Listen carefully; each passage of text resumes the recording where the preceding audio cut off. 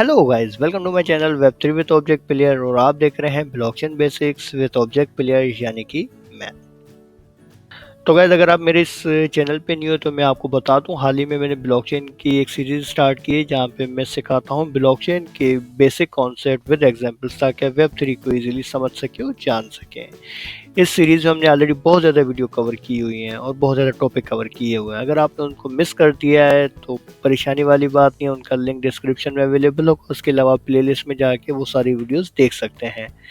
और अगर आपको उन वीडियोस में उन टॉपिक को समझने में कोई इशू हो रहा है या आपकी कोई क्यूरी है या आप चाहते हैं कोई ब्लॉकचेन का कोई नया टॉपिक जो आप चाहते हैं कि मैं आपको सिखाऊं, तो आप मुझे कमेंट सेक्शन में बता सकते हैं या फिर आप मुझे ईमेल कर सकते हैं। मेरा ईमेल एड्रेस है contact@objectplayer.com। इसके अलावा अगर आप मेरे बारे में कुछ जानना चाहते हैं, मेरे काम के बारे में कुछ जानना चाहते हैं, तो आप मेरा पोर्टफोलियो विजिट कर सकते हैं www.objectplayer.com। तो गाइस, बिना टाइम ज़्यादा वेस्ट किए हम चलते हैं हमारे वीडियो के टॉपिक के ऊपर जो हम इस वीडियो में कवर करने वाले हैं।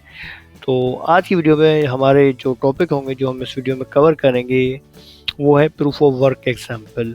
गाइस, अगर आपको याद हो कि इससे पिछली वीडियो में हमने प्रूफ ऑफ वर्क पढ़ा था कि वो क्या होता है, उसका कंसेंसस मैकेनिज्म कैसे काम करता है, उसमें किस तरह की चीज़ें होती हैं।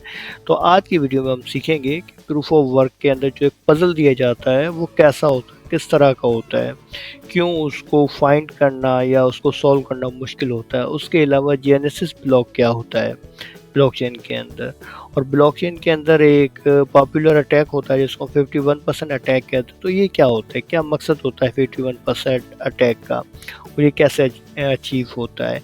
इसके अलावा ब्लॉकचेन के अंदर जो इम्यूटेबिलिटी है वो कैसे अचीव होती है, क्यों ब्लॉकचेन के अंदर कोई बंदा ट्रांजैक्शन चेंज नहीं कर सकता प्रीवियस ट्रांजैक्शंस को, क्या क्या ऐसी खास वजह है जिसके बाद कोई भी ब्लॉकचेन के अंदर अगर आपने किसी को कोई चीज़ दे दी या कोई ट्रांजैक्शन ऐड हो गई लेजर में वो अपडेट नहीं हो सकती, उसकी रीज़न क्या है।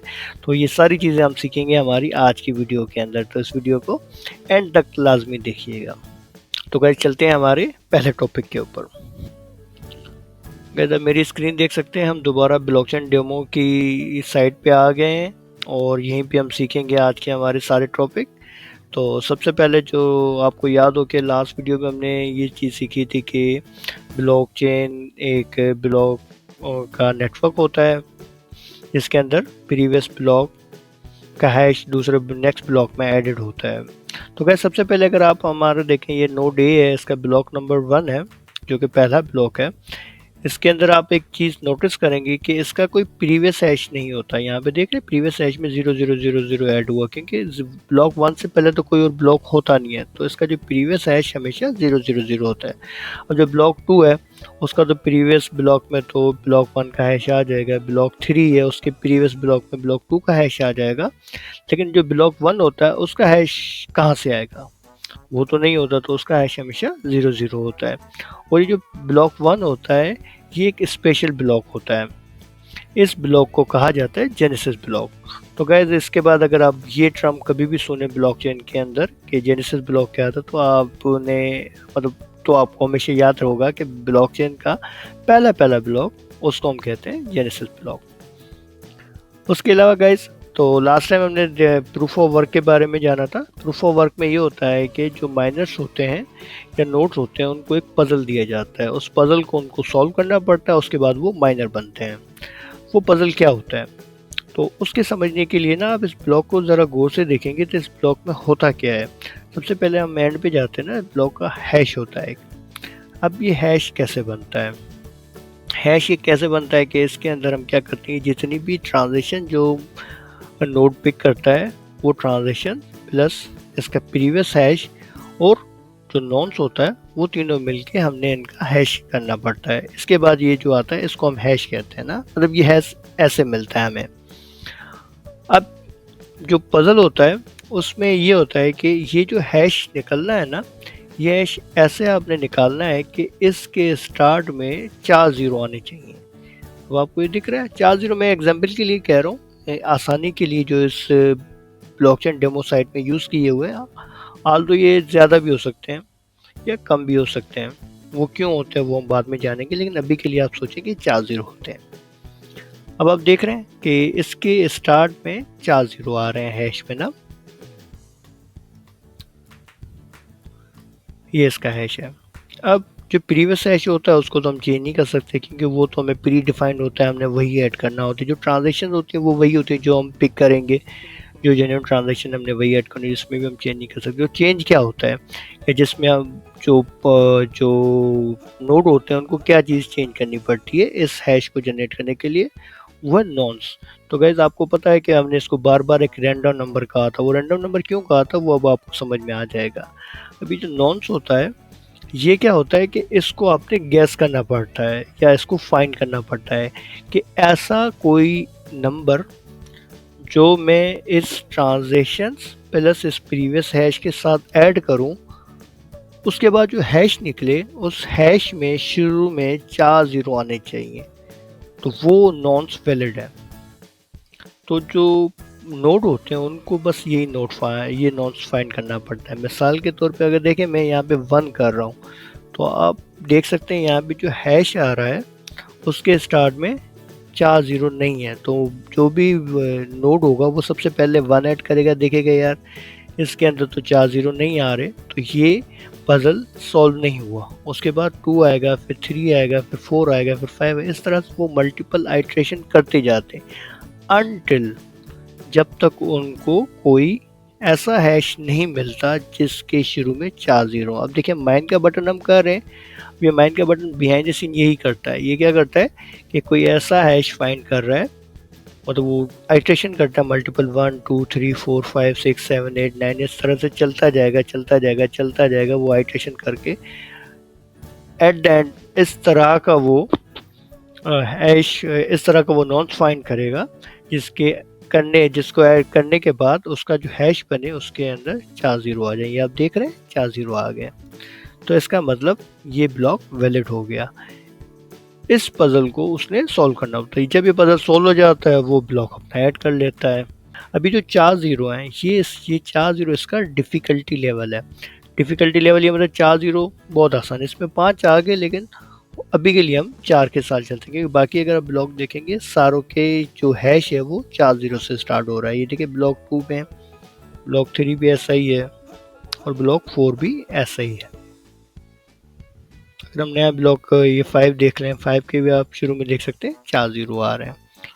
तो ये इसका डिफ़िकल्टी लेवल है। मिसाल के अगर आपने डिफ़िकल्टी लेवल बढ़ाना हो तो 4 की जगह 5 आ जाएंगे, और बढ़ाना हो 6 आ जाएंगे, और बढ़ाना हो 7 हो जाएंगे, और कम करना हो 4 की जगह आप 2 3 कर लें, 3 की जगह 2 कर लें। इस तरह से डिफ़िकल्टी लेवल कम या ज़्यादा हो जाता है।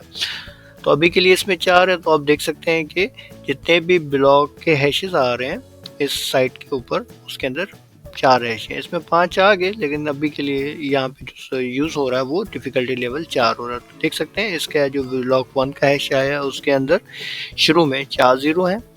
ब्लॉक 2 का हैश है उसके भी स्टार्ट में 4 ज़ीरो हैं। ब्लॉक 3 है उसके भी हैश में शुरू में 4 ज़ीरो हैं, और 4 ब्लॉक के भी शुरू में 4 ज़ीरो हैं, और 5 नंबर ब्लॉक है उसके भी शुरू में 4 ज़ीरो है। तो इस तरह से जो नोड होते हैं उनको इस तरह का हैश गैस करना पड़ता है। और जैसा मैंने आपको बताया कि किसी भी आउटपुट को जनरेट करने के लिए क्या इनपुट देनी चाहिए ये हमें हैश में नहीं पता चल सकता, और ये इरिवर्सिबल है। सही हो गया गाइस। तो ये तो हमें पता चल गया कि प्रूफ ऑफ वर्क में पजल किस टाइप का होता है। तो उसके अलावा जेनेसिस ब्लॉक क्या होते हैं।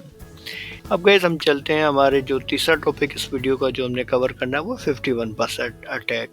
तो आप देख सकते हैं कि जो ब्लॉकचेन होता है उसके अंदर मल्टीपल नोड होते हैं, कि हमने चेक किया था यहाँ पे अच्छे खासे नोड होते हैं, जैसे कि ये नोड 1A है, ये नोड B है, ये नोड C है। तो इसके अंदर 3 ही नोड है, लेकिन मतलब होते ही, क्योंकि एग्जांपल्स है ये डेमो साइट है, लेकिन एक्चुअल में जो ब्लॉकचेन होता है उसमें अच्छे खासे नोड होते हैं। इस मिसाल के तौर पे जैसे ये ट्रांजेक्शन्स हैं कि यहाँ पे आप देख रहे हैं ये चार्लो है, इस चार्लोट है, इसने $6 $6.42 एलिजाबेथ को दिए ना। ये ट्रांजेक्शन्स हैं। इसने समझ लें कि ये ट्रांजेक्शन देख ली, और बाकी जो बंदे हैं उसके अंदर कोई दूसरी ट्रांजेक्शन है। यहाँ पे हम टॉम ने माइक को $10 दिया। सिमिलरली यहाँ पे भी हम क्या करते हैं, $10 देते हैं। कॉम ने माइक को दिए।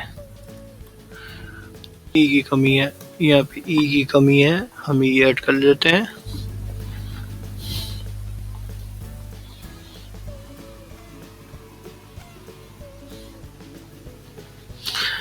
सही हो गया 6969। तो वैसे आप देख रहे हैं कि यहाँ पे जो पहला नोड है उसके बाद जो ट्रांजेक्शन्स है उसके हैश ये बन रहा है, सही है।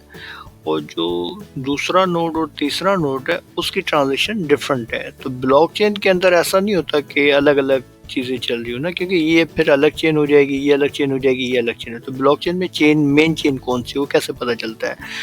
उसके लिए होता है मेजॉरिटी रूल।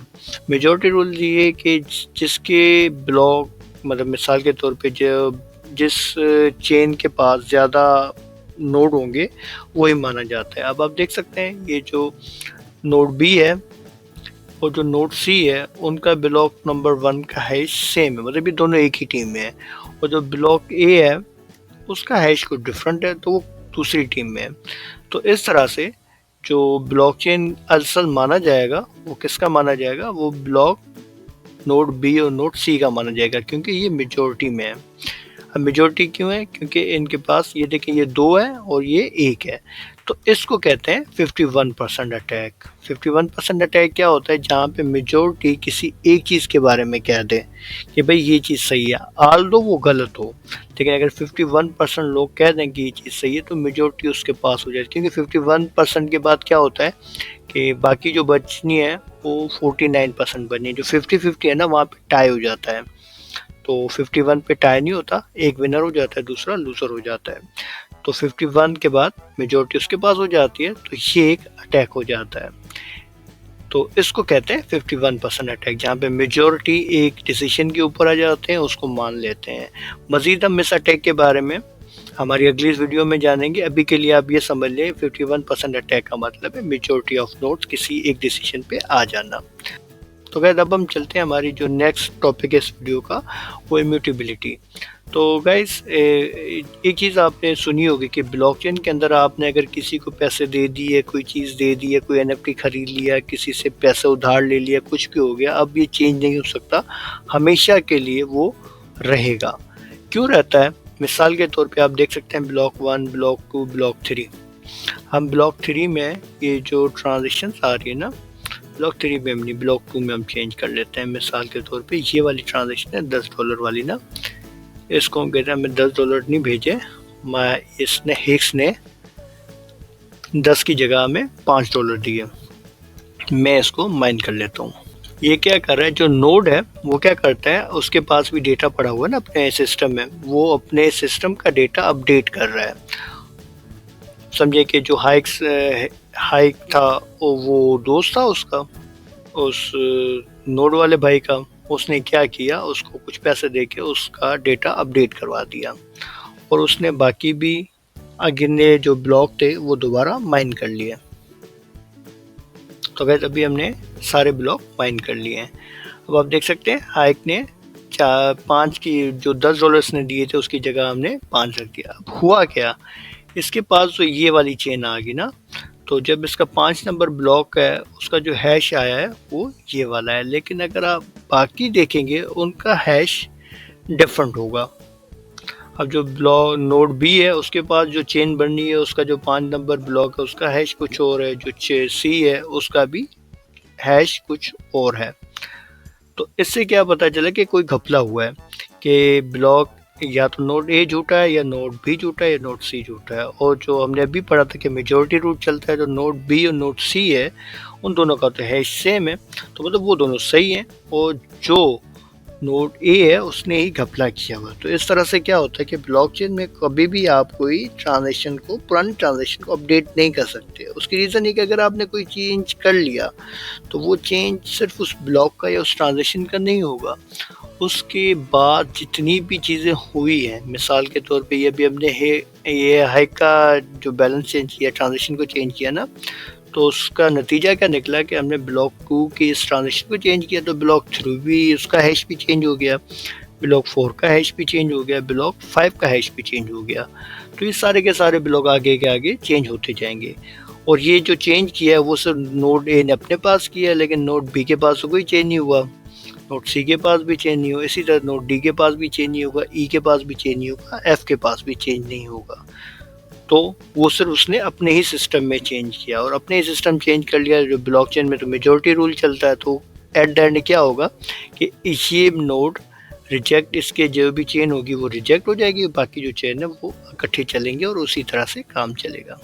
इस तरह से गैस ब्लॉकचेन में इम्यूटेबिलिटी अचीव होती है कि भाई एक बार कोई चीज़ हो गई वो कभी भी चेंज नहीं हो सकती। उसकी रीज़न ये, अगर आपने उसको चेंज कर दिया तो आगे सारी चीज़ें चेंज हो जाएंगी। तो इतना मतलब वो सारे नोड एक दूसरे को जानते हैं नहीं, ना उनका आपस में कोई रिलेशन है, ना कोई कम्युनिकेशन है, कि आप किसी भी बंदे को नहीं जानते।